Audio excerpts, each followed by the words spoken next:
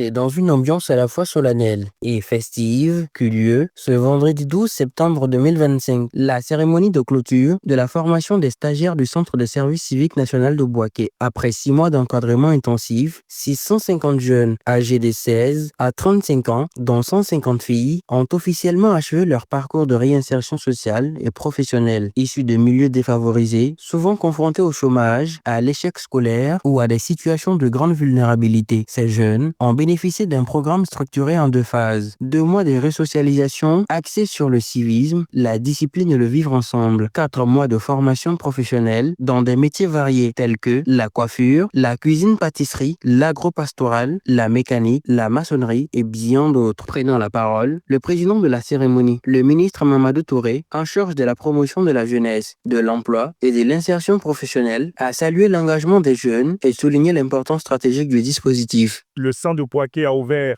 il y a 1 an et aujourd'hui, vous voyez les résultats. Donc, c'est près de plus de 650 jeunes qui ont été formés, bien formés, qui ont été resocialisés et des jeunes qui étaient totalement perdus, mais qui sont aujourd'hui, grâce à cette école de la deuxième chance, qui ont une opportunité d'insertion professionnelle.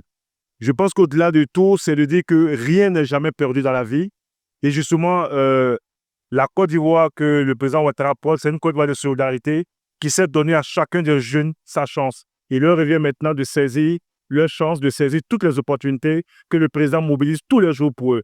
La cérémonie a été marquée par plusieurs temps forts, notamment le défilé des volontaires et la remise officielle des diplômes effectués par des personnalités de haut rang, dont le ministre Mamadou Touré, le vice-président du conseil régional M. Bema Fofana, le préfet Thuyo Fosier, ainsi que l'ancien international ivoirien Didier Zokora. Les témoignages émouvants de parents et des stagiaires ont illustré la portée humaine du programme. Madame Bamba Karigato, mère d'un bénéficiaire, a exprimé sa profonde reconnaissance. Je suis satisfait et dis merci à le président de la République de m'avoir donné un nouveau fils.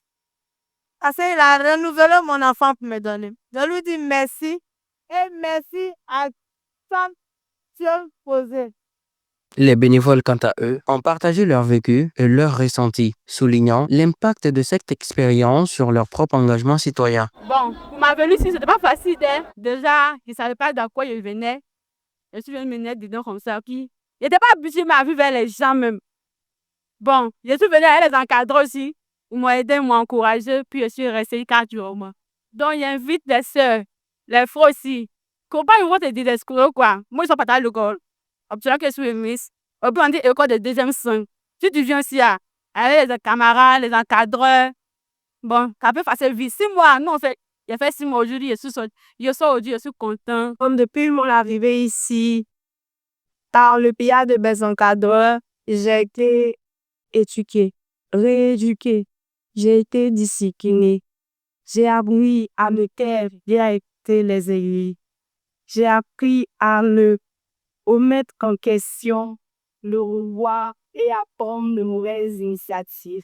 Après cette phase de formation, une nouvelle étape s'ouvre, celle de l'insertion professionnelle et de l'autonomisation. L'agence Emploi Jeunes accompagnera les diplômés à travers des stages de 3 à 6 mois auprès d'entreprises de maîtres artisans. Objectif, consolider les acquis, faciliter l'accès à l'emploi et garantir une intégration durable dans la société.